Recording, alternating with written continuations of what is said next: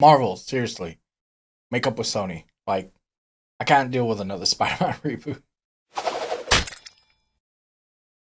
Hey moviegoers, it's me, Shinobi Nando, and today I want to talk about all the announcements that were made at D23. There's been a lot of news around the Marvel shows, and I do mean shows, because they named quite a few, and before actually they named some of these shows, I was a bit skeptical. We already have so many streaming services that we need to go and watch and catch up on. There's Amazon Prime, Hulu if you're in the States.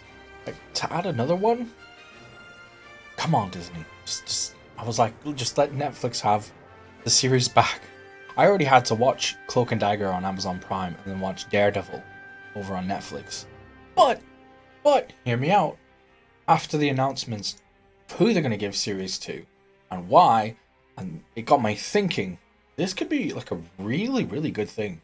And I came to almost I wouldn't say controversial, comic book shows, but a possibly unpopular opinion of maybe I want to see these heroes, these standalone hero films, be turned into Disney Plus shows. Hear me out. So we got announced already that we were going to have Falcon and the Winter Soldier, WandaVision, the Marvel What Ifs, which is a fantastic comic series if you guys haven't seen. It's given us things like Spider-Man in the 1800s and Marvel Zombie. Oh, and let's not forget about Hawkeye. Everyone forgets about Hawkeye. Sorry, Hawkeye. I mean, you're one of my favorite Avengers. But now we're going to have Moon Knight, She-Hulk, and Miss Marvel. No, I'm not saying that wrong. There's a separate character called Miss Marvel. Not the one that a lot of people will be thinking of. The 90s version of Captain Marvel. It's a completely different character. To be honest, some people may disagree with me here, but these high production streaming shows, they're not TV shows, they're not on TV, they tend to be very, very good. Very, very good. Often way, way better than traditional TV. I know the CW has some really great shows and some standout episodes with Arrow, Flash, and Supergirl, but overall there's a lot more bad as the series goes on than there is good. And a big part of this, and a big part of my point, is budget. Now, these streaming services shows like Netflix and Amazon Prime tend to take the budget of a small movie and split it between 6 or 8 episodes, which for our American friends may seem a bit small, but it's kind of the norm for other countries. But having these condensed 1-hour episodes with no commercial breaks means that, you know, a lot more story development happens, and this solves a lot of issues with like poorly written villains.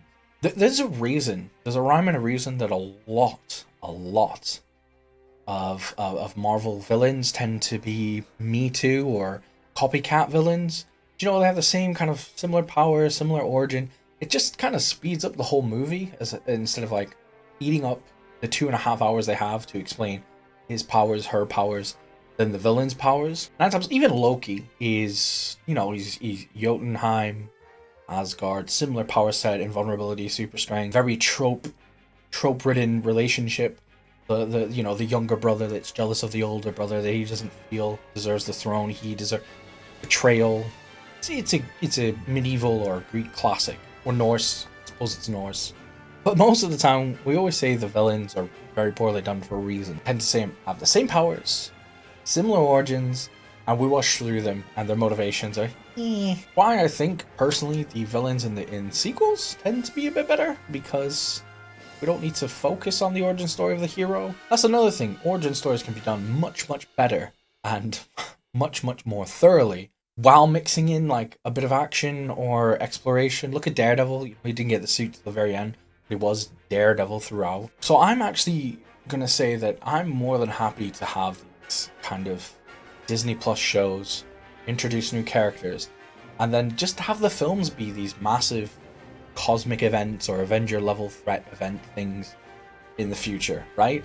They've already proven they could take movies from the MCU heroes and put them into TV shows like WandaVision and Hawkeye, right? They're going to use Jeremy Renner and one of the not the Olsen twins, not the Olsen twins, the other one. What's her name?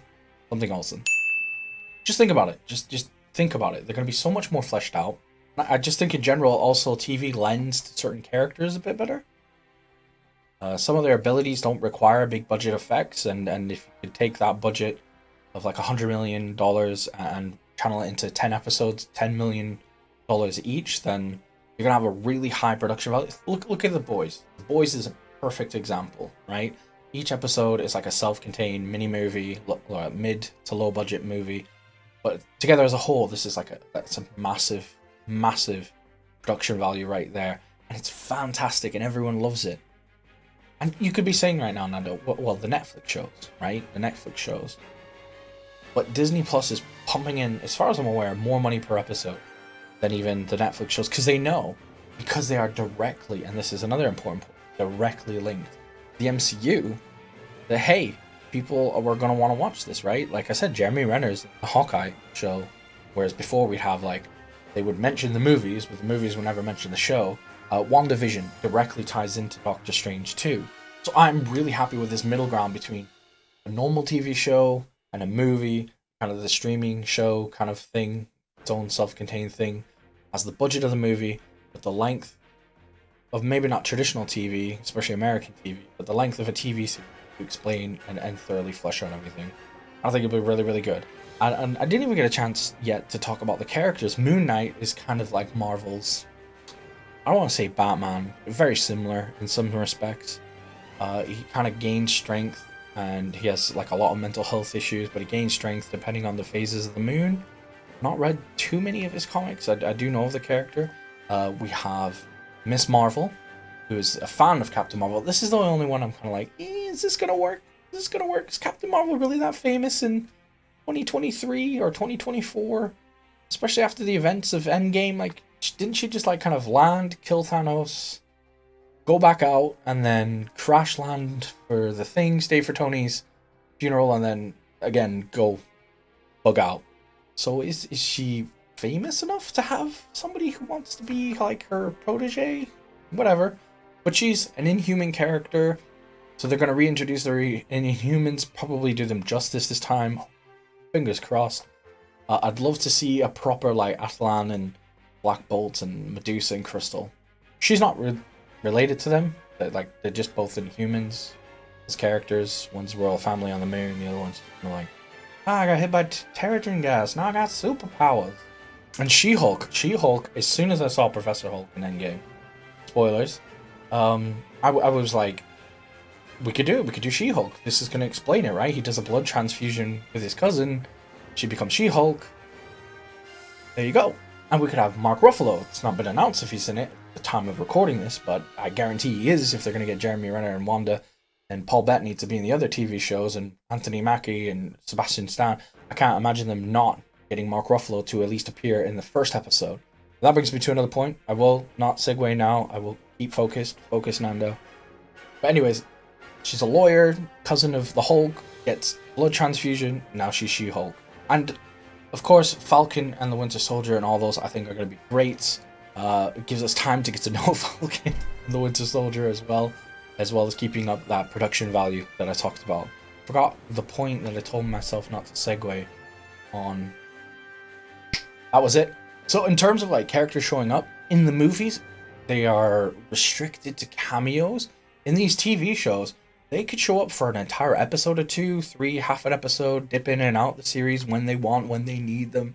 They're all contractually obliged, I'm sure. You know what Disney's like, but that's a different video. But the good, if the silver lining on that, of the way Disney locks actors down, is they will have like Mark Ruffalo, and they have the budget per episode to have like, he might not fight, he might just be sat in a booth talking to his cousin, or in the opening one, he might like rip open a bank vault, stop a bank robber, accidentally smush his cousin, give him a blood transplant. I don't know what they're going to do with the origin.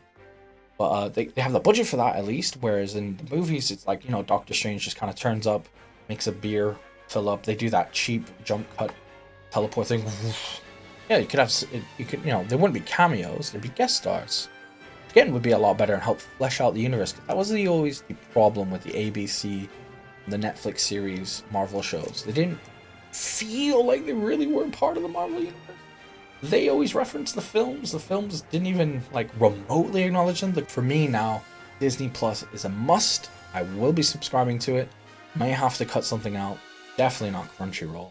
But let me know, will you be getting it? Do you agree with me? Are you more happy to have these kind of like TV show again, not TV show, streaming show, higher budget, but more episodes to fully flesh out the characters and explore some things we could never do in the movie, and have cameos or guest starring that, again, we could never have in the film. Would you rather have it that way, where each individual character got like a TV show rather than a full-on movie, and then we reserve the movies for things like the Eternals, Guardians of the Galaxy, and Avengers?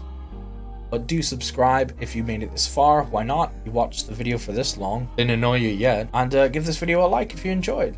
Thank you so much for watching. I'll see you in the next video.